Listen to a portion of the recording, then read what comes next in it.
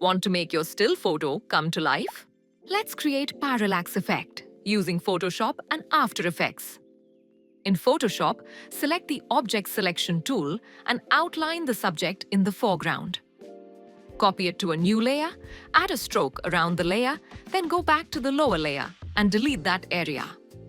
Use Generative Fill to recreate the missing background. Select both layers and choose Merge Layers. Then, repeat the process. Select the subject again, copy it to a new layer, add a stroke around the layer, and delete the same area from the lower one. Pick the brush tool, use the eyedropper tool to sample the exact sky color. Then carefully paint over the empty areas, blending the tones smoothly so the background looks natural and consistent. Now just save everything by layers and head over to After Effects. Create a composition matching your photo's dimensions and drag all the layers onto the timeline.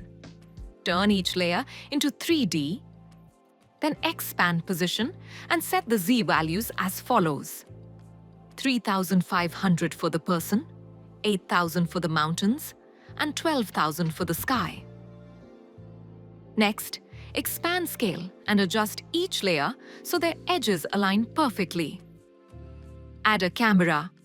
In Camera Settings, set the settings shown on screen. Then, open its position property to prepare for animation. Carefully adjust the camera's placement until the entire photo fits perfectly in frame with no black borders visible. Click the stopwatch next to position. Move along the timeline and adjust the Z value to create a smooth parallax zoom-in effect. Done. Here's the final result. Visit the link in the description to explore more creative tools. Subscribe for more.